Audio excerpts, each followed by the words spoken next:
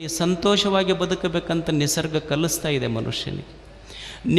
ನೀವು ಸ್ನಾನ ಮಾಡಿದ ಬಚ್ಚಲಿನೊಳಗೆ ಬಚ್ಚಲ ನೀರು ಹೋಗಲಿ ಒಂದು ತೆಂಗಿನ ಗಿಡ ಹಚ್ಚಿರ್ತೀರಿ. ಆ ತೆಂಗಿನ ಗಿಡ ನೀವೇನು ಅದಕ್ಕೆ ಸಕ್ರೆ ನೀರು ಕೂಡಿಸಿ ಹಾಕಿಲ್ಲ. ನೀವು ಕಾಲು ತೊಳ್ಕೊಂಡು ಕೈ ತೊಳ್ಕೊಂಡು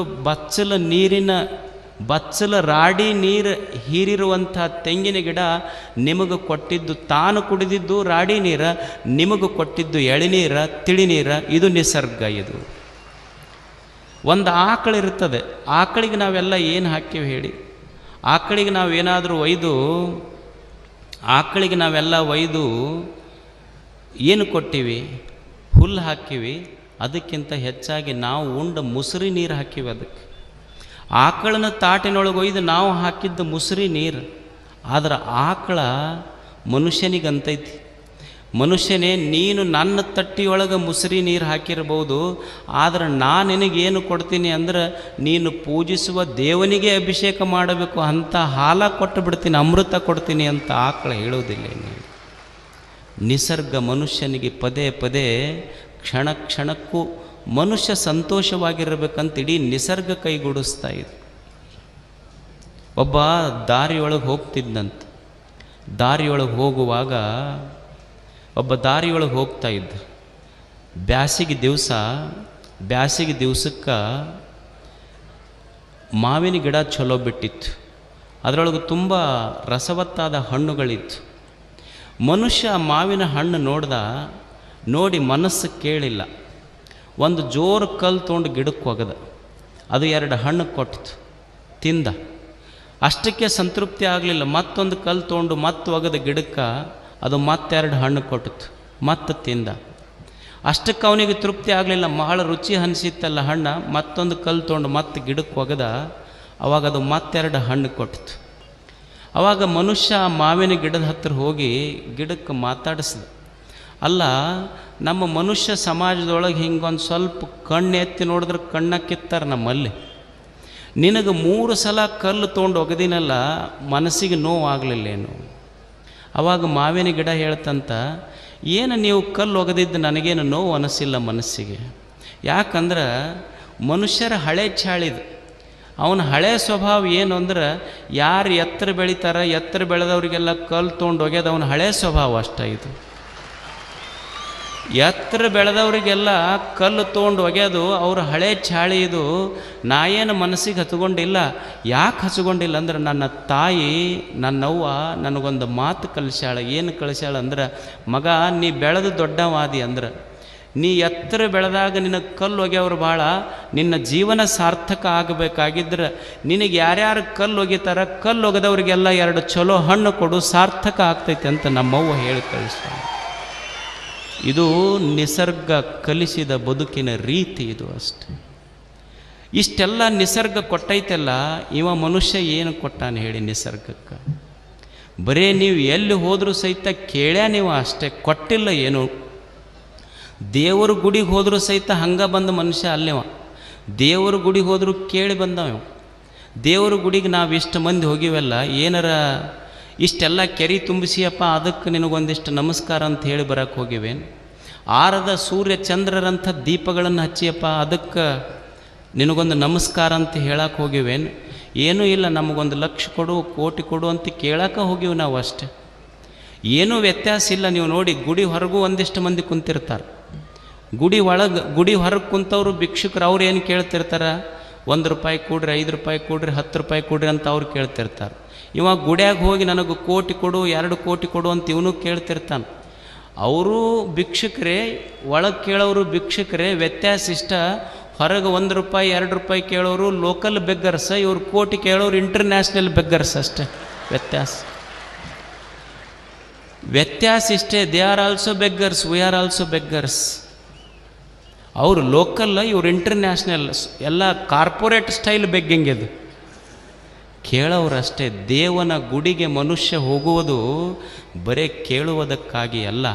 ದೇವನೇ, ನೀ ಏನು ಬದುಕು ಕೊಟ್ಟಿಯಲ್ಲಪ್ಪ, ಈ ಬದುಕು ಕೊಟ್ಟಿದ್ದಕ್ಕಾಗಿ ನಿನಗೊಂದು ಧನ್ಯವಾದ ಅಂತ ಹೇಳಲಿಕ್ಕೆ ಭಗವಂತನ ಗುಡಿಗೆ ಹೋಗ್ಬೇಕು ಮನುಷ್ಯ. It is A gift of divine. ಇದು ದೇವನ ಕೊಡುಗೆ ಈ ಬದುಕು. ಅದಕ್ಕಾಗಿ ಹೋಗುವುದು ಮನುಷ್ಯ. ನಮ್ಮ ಬದುಕು ಇಷ್ಟು ಸ್ವರ್ಗದಂಥ ಭೂಮಿ, ಇಡೀ ಕಣ ಕಣ ಪ್ರತಿಯೊಂದು ಸಹಿತ ಇಡೀ ನಿಸರ್ಗ ಮನುಷ್ಯ ಸಂತೋಷವಾಗಿ ಬದುಕಬೇಕಂತ ಕೆಲಸ ಮಾಡಾಕತ್ತೈತಿ. ಆದರೂ ಮನುಷ್ಯನ ಬದುಕು ನರಕ ಆತಲ್ಲ. ಯಾಕೆ ನರಕ ಆತಿದು? ಸ್ವರ್ಗದಂಥ ಬದುಕು ಇದು ನರಕ ಮಾಡಿಕೊಂಡಲ್ಲ ಈ ಮನುಷ್ಯ. ಯಾಕೆ ನರಕ ಆತು ಅಂದ್ರೆ, ಇವ ನಂದು ನನಗ ಇರಲಿ, ಇನ್ನೊಬ್ರದ್ದು ನನಗ ಇರಲಿ ಅಂತ. ನೀವು ಅಷ್ಟು ನಂದು ನನಗಿರಬೇಕು, ಇನ್ನೊಬ್ರದ್ದು ನನಗಿರಬೇಕು. ಶರಣರು ಈ ಜಗತ್ತನ್ನು ತಿರಸ್ಕರಿಸಲಿಲ್ಲ. ಶರಣರು ಬದುಕಿದ ರೀತಿ ಎಷ್ಟು ಅದ್ಭುತ ಅಂದ್ರೆ, ಶರಣರು ಈ ಬದುಕನ್ನು ತಿರಸ್ಕರಿಸಲೂ ಇಲ್ಲ, ಈ ಜಗತ್ತನ್ನು ತಿರಸ್ಕರಿಸಲಿಲ್ಲ, ಈ ಜಗತ್ತನ್ನು ಪುರಸ್ಕರಿಸಲೂ ಇಲ್ಲ, ಈ ಜಗತ್ತನ್ನು ಪ್ರಸಾದೀಕರಿಸಿ ಬದುಕಿದರು ಅವರು. ಅದಕ್ಕಾಗಿ ಅವರು ಸಂತೋಷವಾಗಿದ್ದರು. ಪ್ರಾಸಾದಿಕ ಭಾವದಿಂದ ಈ ಜೀವನವನ್ನು ನೋಡಬೇಕು. ಯಾಕಂದರೆ ಈ ಬದುಕು 4 ದಿನದ ಸಂತೆ ಅಷ್ಟೇ. ಇರುವಷ್ಟು ದಿವಸ ಸಂತೋಷವಾಗಿ ಬದುಕೋದು. ಸಂತರು ಅಂತ ಯಾರಿಗೆ ಕರೆಯುವುದು ಅಂದ್ರೆ, ಬೆಳಗ್ಗೆದ್ದು ಕೂಡಲೇ ಅಳ್ಕೊಂತ ಹೇಳೋವು ಸಂತರಲ್ಲ. ಕಾವಿ ಬಟ್ಟೆಗಳನ್ನು ಹಾಕ್ಕೊಂಡು ಎಲ್ಲೋ ಗುಡ್ಡ ಗವಿ ಗಹ್ವಾರಗಳಲ್ಲಿರುವವರು ಸಂತರಲ್ಲ.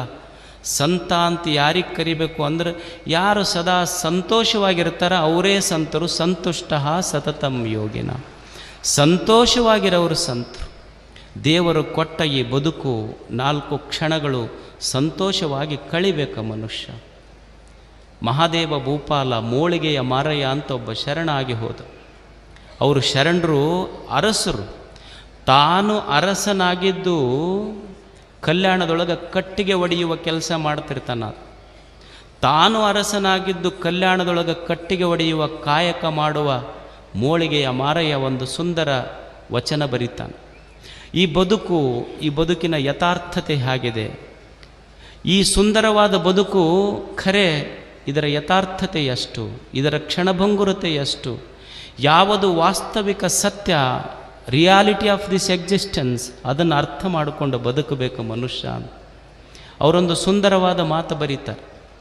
ಆನೆ ಕುದುರೆ ಬಂಡಾರವಿದ್ದೊಡೇನು, ತಾನೊಂಬುದು ಪಡಿಯಕ್ಕಿ ಮಲಗುವುದರ್ಧ ಮಂಚ ಒಂದಾವಿನ ಹಾಲು. ಎಷ್ಟು ಸುಂದರವಾದ ವಚನ ನೋಡಿ. ನಾವೆಲ್ಲ ಇದನ್ನು ತಿಳ್ಕೊಳ್ಬೇಕು. ಬದುಕಿನ ಸತ್ಯತೆಯನ್ನು ನಮ್ಮ ಮುಂದೆ ಅವರಿಡ್ತಾರೆ. ಆನೆ ಕುದುರೆ ಬಂಡಾರವಿದ್ದೊಡೇನು, ತಾನೊಂಬುದು ಪಡಿಯಕ್ಕಿ ಮಲಗುವುದರ್ಧ ಮಂಚ ಒಂದಾವಿನ ಹಾಲು. ಈ ಹುರುಳಿಲ್ಲದ ಸಿರಿಯ ನೆಚ್ಚಿ ಕೆಡಬೇಡ ಮನುಜ, ಒಡಲು ಭೂಮಿಯ ಸಂಗ ಒಡವೆ ತಾನೇ ನಪ್ಪುದೋ, ಕೈ ಹಿಡಿದ ಮಡದಿ ಪರರ ಸಂಗ ಪ್ರಾಣ ವಾಯುವಿನ ಸಂಗ, ಸಾವಿನ ಸಂಗಡವಾರೂ ಇಲ್ಲ ನಿಕ್ಕಳಂಕ Mallikarjuna. Who will cry when you die. Robinson ಅಂತ ಒಬ್ಬ ಚಿಂತಕ ಒಂದು ಪುಸ್ತಕ ಬರೀತಾನೆ. Who will cry when you die. ಮೋಳಿಗೆಯ ಮಾರಯ್ಯ ಸುಮ್ಮನೆ ಸಾಮಾನ್ಯ ಒಬ್ಬ ಬಡವಲ್ಲ, ಅವ ಮಹಾರಾಜ ಬರೆದ ವಚನ ಇದು. ಆನೆ ಕುದುರೆ ಬಂಡಾರವಿದ್ದೊಡೇನು, ತಾನೊಂಬುದು ಪಡಿಯಕ್ಕಿ ಮಲಗುವುದರ್ಧ ಮಂಚ ಒಂದಾವಿನ ಹಾಲು. ನಿನಗೆ ಎಷ್ಟು ಕೀರ್ತಿ ವಾರ್ತೆಗಳರ ಇರಲಿ, ಎಷ್ಟು ಸೇವಕರರ ಇರಲಿ, ನಿನ್ನ ಮನ್ಯಾಗ 10 ಇನೋವಾ ಕಾರ್ ಗಾಡಿ ಇದ್ರೂ ನೀ ಮಾತ್ರ ಹತ್ತದು ಒಂದರಾಗ ಹತ್ತಬೇಕಲ್ಲಪ್ಪ. 10 ಒಮ್ಮೆ ಹತ್ತಕ್ಕಂತೂ ಆಗೋದಿಲ್ಲ. ಆನೆ ಕುದುರೆ ಬಂಡಾರವಿದ್ದೊಡೇನು, ತಾನೊಂಬುದು ಪಡಿಯಕ್ಕಿ.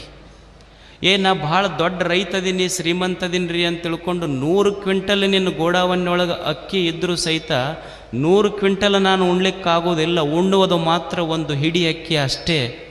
ಇದು ತಿಳ್ಕೊ ನೀನು. ತಾನೊಂಬುದು ಪಡಿಯಕ್ಕಿ ಮಲಗುವುದರ್ಧ ಮಂಚ. 20 ಬೆಡ್ರೂಮಿನ ಮನೆ ಕಟ್ಸಿನ್ರಿ, ಮಕ್ಕಳು ಮೊಮ್ಮಕ್ಕಳು ಅಣ್ಣತಮ್ಮಗಳು ಎಲ್ಲ ಇರ್ತಾರೆ ಮನ್ಯಾಗ ಅಂದ್ರೆ, 20 ಬೆಡ್ರೂಮಿನ ಮನೆ ನೀ ಕಟ್ಸಿದ್ರು 20 ಬೆಡ್ರೂಮಿನೊಳಗೆ ನೀ ಮಕ್ಕೊಳಕ್ಕಾಗೋದಿಲ್ಲ. ಒಂದೇ ಬೆಡ್ರೂಮಿನೊಳಗೆ ಅರ್ಧ ಮಂಚದೊಳಗೆ ಮಕ್ಕೋಬೇಕಲ್ಲ. ಮಲಗುವುದರ್ಧ ಮಂಚ. ಅದು ಎಷ್ಟು ದಿವಸ? ಮುಂದೆ ನಿನ್ನ ಮಕ್ಕಳು ಮದುವೆ ಆಗೋ ಮಟ್ಟ ನೀನು ಬೆಡ್ರೂಮ್ನಾಗ, ಅವ್ಕರು ಮದುವೆ ಆದವು ಅಂದ್ರೆ ಅವ್ರ ಮದುವೆಗೆ ಅವ್ರ ಬೆಡ್ರೂಮಿಗೆ ಹೋಗ್ತಾರೆ, ನಿನಗೆ ಪಡಸಾಲ್ಯಾಗ ಒಗಿತಾರಂತ. ನೀ ಪಡಸಾಲ್ಯಾಗಿರ್ಬೇಕು.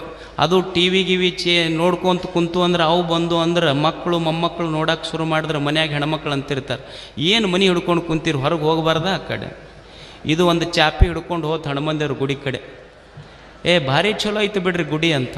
ಅವ ಕಟ್ಟಿ ಮೇಲೆ ಮಗ್ಗಲಿದ್ದವಂದ, ಮತ್ತು ನಮಗೆ ಗೊತ್ತೈತ್ರಿ, ಎಲ್ಲರೂ ದೊಡ್ಡ ದೊಡ್ಡ ಮನೆ ಕಟ್ಟಿಸಿದವ್ರು ಕೊನೆಗೆ ಹಣಮಂದಿಯವ್ರ ಗುಡಿನ ಗತಿ ಅವ್ರಿಗೆ ಅನ್ನೋದು ಗೊತ್ತೈತೆ ನಮಗೆ.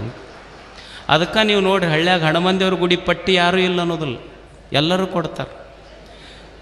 ಇದು ತಿಳ್ಕೋಬೇಕು ಮನುಷ್ಯ, ನಾನು ಕಷ್ಟಪಟ್ಟು ಕಟ್ಟಿದ ಬೆಡ್ರೂಮ ಒಂದು ದಿವಸ ನನಗೆ ಡೆಡ್ ರೂಮ್ ಆಗ್ತೈತೆ ಅನ್ನೋದು ಗೊತ್ತಾಗಬೇಕು ಮನುಷ್ಯಾಗಿದು. ಏನು ಪೂರಾ ಮನ್ಯಾಗಂತೂ ಇರೋಕ್ಕಾಗೋದಿಲ್ಲ, ಅರ್ಧ ಮಂಚದೊಳಗೆ ಮಲ್ಕೋಬೇಕು ನಾನು ಅಷ್ಟೆ. ಒಂದಾವಿನ ಹಾಲು, ಏನು ಮನ್ಯಾಗ 100 ಆಕಳ ಕಟ್ಟೀನಿ ಅಂದ್ರೆ 100 ಆಕಳದ ಚಹಾ ಬೇರೆ ಕುಡಿತೀಯ ನೀನು?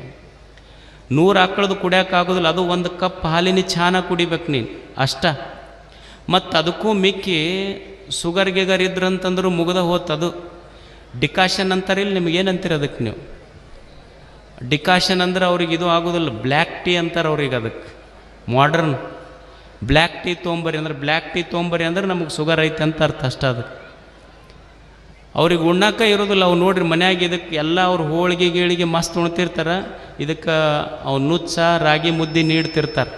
ಅವ್ರು ಪಾನಿಪುರಿ ವಡಾಪಾವ್ ಇದಕ್ಕೆ ತೋರಿಸಿ ತಿಂತಿರ್ತಾರೆ. ಅದಕ್ಕೆ ಅದೇನು ನೀವೆಲ್ಲರೂ ಉಣ್ರಿ, ನೀವು ಉಣ್ರಿ ಆಮೇಲೆ ಉಣ್ತೀನಿ ಅಂತಿರ್ತೈತೆ ಅದು ಕುಂತು. ಏನಿದ್ರೂ ಸಹಿತ ಉಣ್ಣಕ್ಕೆ ಬಾಯಿ ಬೇಕಲ್ಲ ಮನುಷ್ಯಾಗ.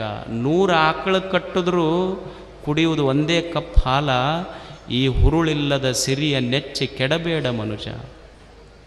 ಏನು ನಾ ಭಾರಿ ಶ್ರೀಮಂತದೀನಿ, ದೊಡ್ಡವದೀನಿ ಅಂತ ತಿಳ್ಕೊಂಡು ಏನು ಹ್ಯಾಪಿ ಬರ್ತ್ಡೇ ಆಚರಣೆ ಮಾಡ್ಕೊತಿದ್ದ, ಏನು ಶೃಂಗಾರ ಮಾಡ್ಯಾನ, ಬಲೂನ್ ಕಟ್ಟ್ಯಾನ, ಬಲೂನ್ ಕಟ್ಟಿ ಹಾರಾಡ್ತಿತ್ತ, ಬಲೂನ್ ಹೇಳ್ತಿತ್ತ ಅವ್ನು ಮನುಷ್ಯಾಗ.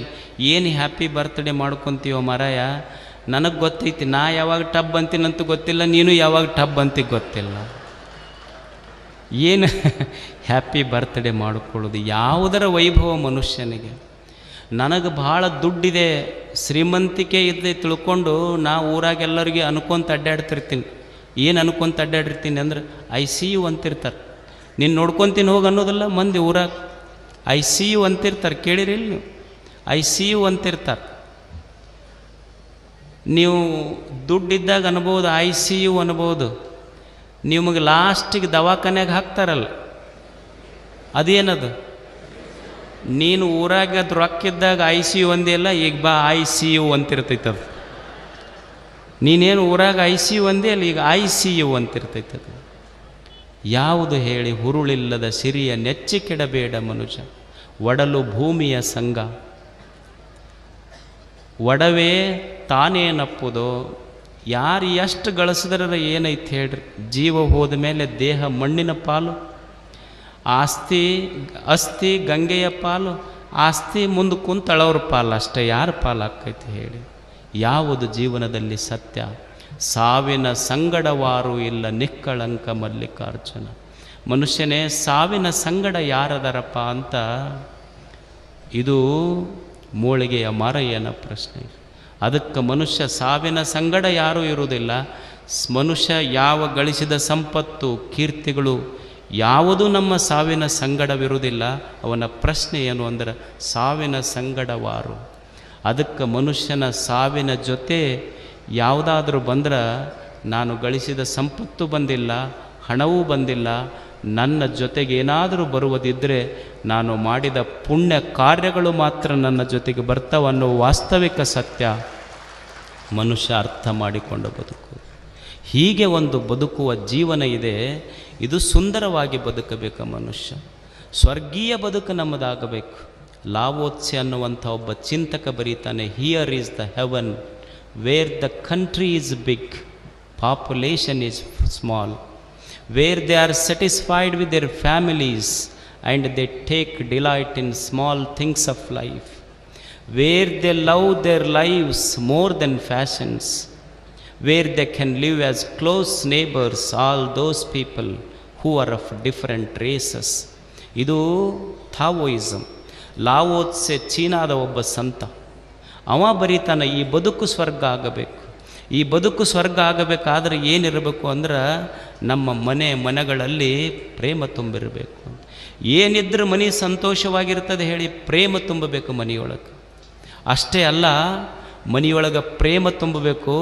ನಾವು ಎಲ್ಲ ಜನಗಳ ಜೊತೆ, ಧರ್ಮ, ಜಾತಿ, ಮತ, ಪಂಥಗಳ ಜನರ ಜೊತೆ ನಾವು ಸಂತೋಷವಾಗಿ ಬದುಕಬೇಕು. ಇಲ್ಲಿ ಪೂಜ್ಯರು ಇದೊಂದು ತರಳುಬಾಳ ಉತ್ಸವ ಮಾಡಿದಾರಲ್ಲ. ಇಲ್ಲಿ ನೋಡಿ, ಎಣೆಸುವಡೆ ತನು ಭಿನ್ನ. ಇಲ್ಲಿ ತಲೆ ನೋಡಿದ್ರೆ ಬೇರೆ ಬೇರೆ ಕಾಣ್ತಾವೆ, ತಲೆ ನೋಡಿದ್ರೆ ಬೇರೆ ಬೇರೆ ಕಾಣ್ತಾವೆ. ಎಷ್ಟು ಜಾತಿಯ ಜನ ಇರಬಹುದು, ಎಷ್ಟು ಧರ್ಮದ ಜನ ಇರಬಹುದು, ಎಷ್ಟು ಸಂಪ್ರದಾಯಗಳ ಜನ ಇರಬಹುದು. ತಲೆ ಎಣಸಾಕ ಬೇರೆ. ಈಗ ರುದ್ರಾಕ್ಷಿ ಜಪಮಾಲೆ ಇರ್ತೈತಿ ನೋಡಿ, ಎಣಸಾಕ ತಲೆಗಳ ಭಿನ್ನ ಇರ್ತಾವ, ಆದರೆ 108 ಜಪಮಾಲೆಯನ್ನು ಸೇರಿಸಿದ ಸೂತ್ರ ಒಂದೇ ಇರ್ತೈತಿ. ಹಂಗೆ ಇಲ್ಲಿ ಎಣಸಲಿಕ್ಕೆ ತಲೆ ಭಿನ್ನ ಭಿನ್ನವಾದರೂ ಸಹಿತ ನಿಮ್ಮೆಲ್ಲರ ಅಂತರಂಗದಲ್ಲಿ ಪೋಣಿಸಿದ ಸೂತ್ರ ಅದು ಶಿವಸೂತ್ರ. ತರಳುಬಾಳ ಹುಣ್ಣಿಮೆ ಅದೆಲ್ಲ ನಿಮ್ಮನ್ನೆಲ್ಲರನ್ನು ಕೂಡಿಸಿದೆ, ಎಲ್ಲರನ್ನೂ ಒಂದಾಗಿಸಿದೆ. ಇದು ತರಳುಬಾಳ ಹುಣ್ಣಿಮೆ. ಇದು ಎಲ್ಲರೂ ಒಂದಾಗಿ ಬದುಕಬೇಕು, ಎಲ್ಲರೂ ಪ್ರೇಮದಿಂದ ಬದುಕಬೇಕು, ಎಲ್ಲರೂ ಕೂಡಿ ಬದುಕಬೇಕು ಅನ್ನುವುದೇ ತರಳುಬಾಳ ಮಹೋತ್ಸವದ ಸಣ್ಣವರನ್ನು ಎತ್ತುವ ಕೆಲಸ. ಈ ನಾಡಿನಲ್ಲಿ ಸಣ್ಣ ಘಟನೆಯನ್ನು ಹೇಳಿ ನನ್ನ ಮಾತನ್ನು ಮುಗಿಸ್ತೇನೆ. ಈ ನಾಡಿನಲ್ಲಿ ಕಲ್ಯಾಣ ಕಟ್ಟಿದ್ರು ಶರಣರು. ಬಸವಣ್ಣವರು ಒಂದು ದಿನ ಕಲ್ಯಾಣದ ಹಾದಿಯಲ್ಲಿ ಹೋಗ್ತಾ ಇದ್ರಂತ. ಕಲ್ಯಾಣದ ಹಾದಿಯಲ್ಲಿ ಹೋಗುವಾಗ ಸಂಬೋಳಿ ನಾಗಣ್ಣ ಅಂತ ಒಬ್ಬ ಅಸ್ಪೃಶ್ಯರ ಹುಡುಗನಿಗೆ ಊರನ ಜನ ಹೊಡೆದಿದ್ರು, ಕಲ್ಲು ತೊಗೊಂಡು ಒಗೆದಿದ್ರು. ಕಲ್ಲು ತೊಗೊಂಡು ಒಗೆದ್ರೆ ಸಂಬೋಳಿ ನಾಗಣ್ಣ ಎಲ್ಲೋ ದಾರಿಯೊಳಗೆ ಬಿದ್ದಿತ್ತು. ಅವನಿಗೆ ಎಷ್ಟು ಬಡ್ದಿದ್ರು ಅಂದ್ರೆ, ಇವ ನಮ್ಮ ಊರನ ಕೆರೆ ನೀರು ಮುಟ್ಟ್ಯಾನ, ಇವ ನಮ್ಮ ಊರಾಗ ಬಂದಾನ ಅಂತ ತಿಳ್ಕೊಂಡು ಕಲ್ಲು ತೊಗೊಂಡು ಒಗೆದಿದ್ರು, ಬಡ್ಗಿ ತೊಗೊಂಡು ಹೊಡೆದಿದ್ರು. ಅವನಿಗೆ ಮುಖಕ್ಕೆಲ್ಲ ಹೊಡೆದು ಮುಖ ಬಾತ್ ಕಣ್ಣು ಕಾಣಲಾರ್ದಂಗಾಗಿ ರಸ್ತೆಯೊಳಗೆ ಬಿದ್ದಿದ್ದ ಸಂಬೋಳಿ ನಾಗಣ್ಣ. ಆ ದಾರಿ ಹಿಡ್ಕೊಂಡು ಬಸವಣ್ಣವ್ರು ಹೋಗ್ತಾ ಇದ್ದರು. ಹೋಗುವಾಗ ಇವ ಸಂಬೋಳಿ ನಾಗಣ್ಣ ಬಿದ್ದಿದ್ದು ನೋಡಿ ಬಸವಣ್ಣವ್ರು ಅವನನ್ನು ಮ್ಯಾಲೆತ್ತಿದ್ರು. ಆವಾಗ ಸಂಬೋಳಿ ನಾಗಣ್ಣ ಶಿವ ಶಿವ ಬಸವಣ್ಣ ಬಸವ ತಂದೆ ಅಂದ. ಎತ್ತದವರು ಬಸವಣ್ಣವರ ಇದ್ದರು. ಬಸವಣ್ಣವರು ಸಂಬೋಳಿ ನಾಗಣ್ಣನಿಗೆ ಕೇಳ್ತಾರೆ, ಅಲ್ಲೋ ನಾಗಣ್ಣ, ಎಲ್ಲರೂ ಊರನವ್ರು ಇಷ್ಟು ಬಡ್ದಾರ, ನಿನಗೆ ಕಣ್ಣ ಕಾಣುವಲ್ದು, ನಾನಾ ನಿನಗೆ ಎತ್ತೀನಿ ಅಂತ ನೀನು ಕಣ್ಣು ಕಾಣಲಾರ್ದಂಗೆ ನೆಲಕ್ಕೆ ಬಿದ್ದಿದ್ದಿ, ನಾನಾ ನಿನಗೆ ಎತ್ತಿನಂತ ನಿನಗೆ ಹೆಂಗೆ ಗೊತ್ತಾಯ್ತು? ಆವಾಗ ಸಂಬೋಳಿ ನಾಗಣ್ಣ ಅಂತಾನೆ, ಯಪ್ಪ, ಕಲ್ಯಾಣ ಪಟ್ಟಣದೊಳಗೆ ಬಿದ್ದವರನ್ನು ಎತ್ತಲಿಕ್ಕೆ ಬಸವಣ್ಣನ ಬಿಟ್ಟರೆ ಮತ್ತಾರು ಬರ್ತಾರೆ? ಇದು ಬಸವಣ್ಣ. ಯಪ್ಪ, ಕಲ್ಯಾಣ ಪಟ್ಟಣದೊಳಗೆ ಬಿದ್ದವರನ್ನು ಎತ್ತಲಿಕ್ಕೆ ಬಸವಣ್ಣನ ಬಿಟ್ಟರೆ ಮತ್ತಾರು ಬರ್ತಾರೆ? ಬಸವಣ್ಣ ಅಂದ್ರೆ ಎಲ್ಲೋ 12ನೇ ಶತಮಾನದಲ್ಲಿ ಬದುಕಿದ ಒಬ್ಬ ವ್ಯಕ್ತಿ ಅಂತಲ್ಲ. ಬಸವಣ್ಣ ಅಂದರೆ ಯಾರು ಬಿದ್ದವರನ್ನೆತ್ತುವ ಕೆಲಸ ಮಾಡ್ತಾರ ಅವ ಬಸವಣ್ಣ ಆಗ್ತಾನೆ ಅನ್ನೋದು ಇದು ಬಸವ ಕಲ್ಯಾಣ, ಇದು ಬಸವ ಸಂದೇಶ ಅಷ್ಟೇ. ಅಂಥ ಒಂದು ದಿವ್ಯ ಸಂದೇಶವನ್ನು